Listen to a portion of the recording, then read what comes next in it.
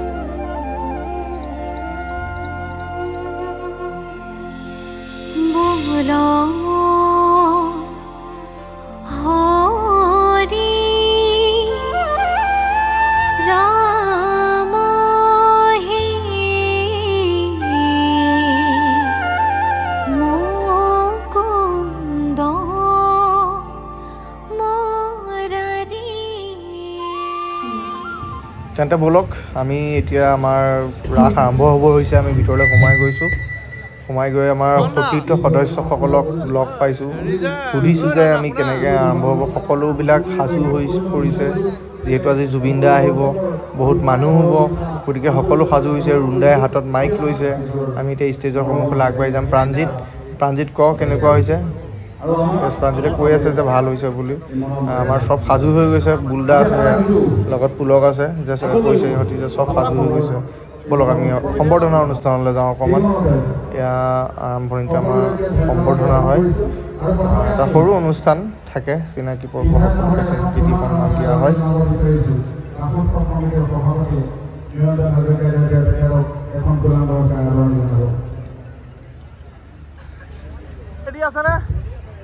কিমানটা আজি বম কেইটা আছে ৰেডি আছে নে ৰেডি অ'কে জুই কালি অলপ লেট হৈছে আজি জলদি হা মই চবেই একেলগে মই বেকগ্ৰাউণ্ডৰ মানুহখিনি লৈ আছো একেলগে ইয়াতে বম কৰবা ফুটাই চাব লাগিব আমি সেইটো বস্তু সেইটো পিছফালৰ পৰা তুমি দেখিছানে নাই ওচৰজনে সুধিছা শুনক মই কাৰোবাক দেখুৱাই আছো এনেই ধেমালিতে আকৌ কৈ দিছো আৰু মানে এতিয়া আৰু এনেকৈ ৰাস আৰম্ভ হৈ গ'ল আপোনালোকক দেখাই যাম যিমানখিনি পাৰোঁ বিশ্বনাথৰ ৰাসৰ বাহিৰে ভিতৰে চাই থাকিব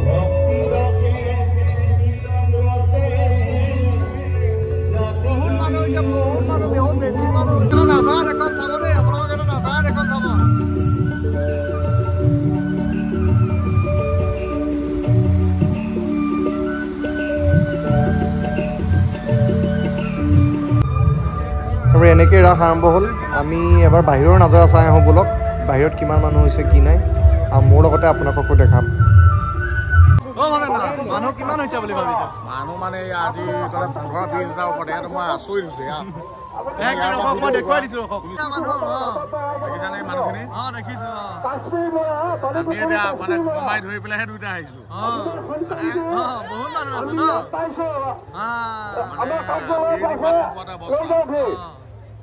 এয়াই হৈছে উত্তৰ চাৰিআলি সাৰ্বজনীন ৰাস উৎসৱ।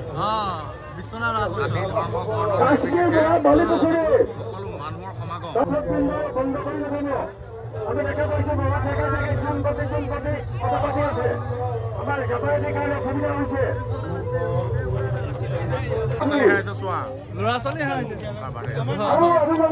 গতিকে সকলোকে আহ্বান জনাইছো লাইভৰ জৰিয়তে নিজৰ নিজৰ ল'ৰা ছোৱালীখিনি হাতত ধৰি ৰাখিব। বহুত মানুহ হৈছে বিবাদ নোপোৱা অৱস্থা। প্ৰশাসনেও যথেষ্ট কষ্ট কৰিছে, প্ৰশাসনকো আপোনালোকে সহায় কৰিব লাগিব। আৰু খন্তেক সময়ৰ পাছতে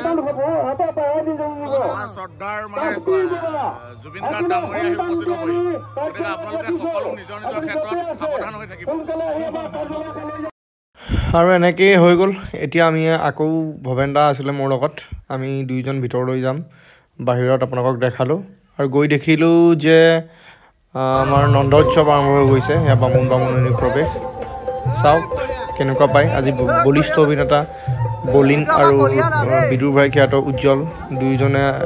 নন্দ উৎসৱত অভিনয় কৰিব। মোৰ লগতে আপোনালোককো মই যিমানখিনি পাৰোঁ মই দেখাবলৈ চেষ্টা কৰিম।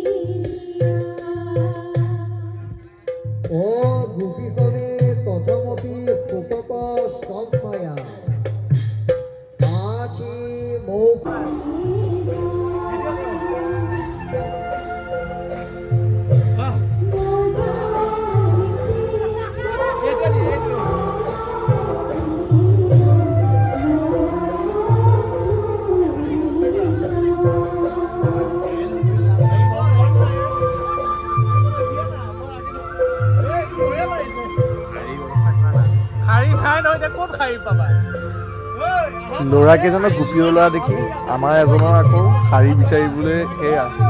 শাৰী শাৰী শাৰী বিচাৰি ওলাইছোঁ এতিয়া সব পাওঁনে নাই চাব আমাৰ ৰাসৰ পিছফালে এনেকেই হয়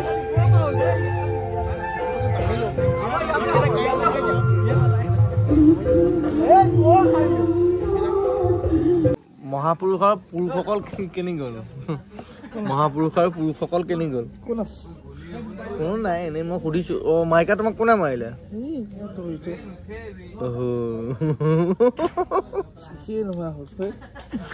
তই ভিডিঅ' এটা মই ৰাখিছোঁ বাৰু সি মাইকা মাৰি ফুৰিছে যাকে তাকে আমাৰ মহাপুৰুষৰ পুৰুষসকল কেনি গ'ল বা 1 লাখ মানুহ হৈছে এখন 1 লাখ মানুহ হৈছে 4টা বাজিল নেকি চোৱা না কেতিয়া পাইছে 4টা 15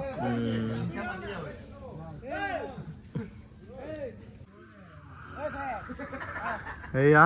দুজনে মানে কিবা আলোচনা কৰি আছে আঁতৰ হৈ গ'ল অ মাইকা মাৰি দিলে সেইজনক মাইকা মাৰি দিলে অ হয় এজনে মানে মাইকা মাৰি দিলে তাৰপিছত সেয়া এজন ব্যস্ত হৈ আছে ফুল খোলাত ফুল চুলবিলাক খুলি আছে যেনেকৈ বৃন্দাবনখন সজাইছিলে অ সেইজনে আকৌ মাইকা মাৰিছে কয়া ফুল খুলি আছে এজনক আকৌ ডিষ্টাৰ্ব দি পেলাই সেই মাইকা মাৰিছেগৈ দেখিছেনে বৰা আহা অকণমান আমাৰ ৰাসত মানে শেষ হোৱাৰ পিছত আমাৰ একেবাৰে বেষ্ট অতিথিজনক দেখুৱাম দেই এইজন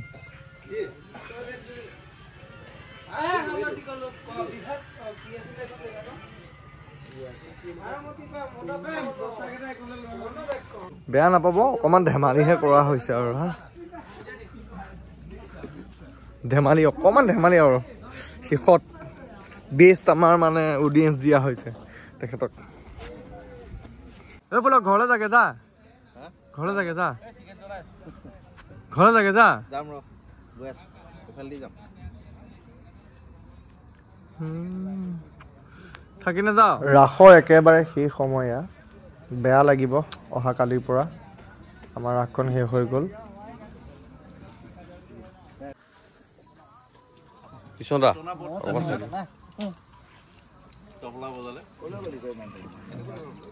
শেষৰ সময় সকলোৱে একেলগে চাহ খাইছোঁ শেষ আমাৰ ৰাস 2024 বৰ্ষৰ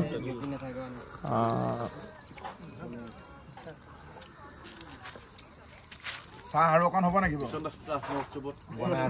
কেটলি পিঠা আনিব লাগে ইমান ভোক লাগি আছে মোৰ কেটলি পিঠা আজি সফলভাৱে আপোনালোকৰ যি উত্তৰচালি ৰাস মহোৎসৱ সেয়া সফল কৰিলে আৰু তাৰ পাছত এতিয়া আপোনালোকে লাল চাহ আৰু পকৰি যি আড্ডা আচলতে বহিছে কি ক'ব আচলতে আমাৰ যি সফল হ'ল তাৰ কাৰণে সকলোকে ধন্যবাদ জনাইছোঁ আমাৰ যিসকল কৰ্মকৰ্তা আছে বিষয়ববী আছে সকলোৱে ধুনীয়াকৈ কাম কৰি গৈছে ধুনীয়াকৈ কাম কৰি গৈছে আৰু আজি বেছি ভাল লাগিলে আমাৰ জুবিন গাৰ্গ ডাঙৰীয়া ইমান শান্ত সৌম্য হৈ পেলাই আজি দৰ্শকৰ যি আজি মাজত আহিলে তাৰ কাৰণে মই আচলতে জুবিন গাৰ্গক ধন্যবাদ জনাইছোঁ জুবিনে তবলা বজোৱা ভিডিঅ'ত দিয়ে আৰু জুবিনে তবলা বজোৱা ভিডিঅ'টো দিয়ে আজি সঁচাকৈ ব্যতিক্ৰমী এটা কাম কৰিলে তোমাৰ তাত ওলাই আছে সোনকালে দিয়া অফিচৰ পৰা ফোন মাৰি আছে যি বজালে সংগীত কক্ষত জুবিন বহিছিলে আৰু সেই সময়তে পুতলাবাদ নাটিকা চলি আছিলে আৰু তবলাবাদক ৰাজীৱৰ পৰা তবলালৈ ইমান ধুনীয়াকৈ নিখুঁতকৈ তবলা বজাইছে আৰু আচলতে সেই তবলা বজোৱা ভিডিঅ' ইতিমধ্যে সকলোতে ভাইৰেল হৈছে আৰু আচলতে সেইটো এটা অৱদানো হৈছে বুলি মই ভাবিছোঁ আৰু বাকী সকলোতে জুবিন গাৰ্গৰ যিটো হেৰি আছে আৰু আমি দৰ্শকসকলক বা আমি ইয়াতে সমবেত হাজাৰ হাজাৰ ৰাইজক ধন্যবাদ জনাইছোঁ ইমান শান্তিপূৰ্ণভাৱে ৰাসখন উপভোগ কৰিলে ক'তো এটা খুঁত নাই গতিকে সকলো ৰাইজক ধন্যবাদ জনাইছোঁ আৰু যি বিশ্বনাথ ৰাস মহোৎসৱ চলি থাকে এই ৰাস মহোৎসৱত ভৱিষ্যতেও আপোনালোকে সহায় কৰিব বুলি আশা কৰিছোঁ থেংক ইউ আপোনাক আজি এনেই আপুনি ৰাসখনৰ লগতে লাগি থাকে আজি আপোনাক ভাৱৰীয়াৰ ওপৰত দেখা গ'ল মই কালিহে ভাও দিছিলোঁ পৰহি দিছিলে আজিও দাড়ি গুজাই নাই আপোনাৰ মোৰ দাড়ি নায়েই দাড়ি নাই একে আলফুলীয়া ল'ৰা নাচিছোঁ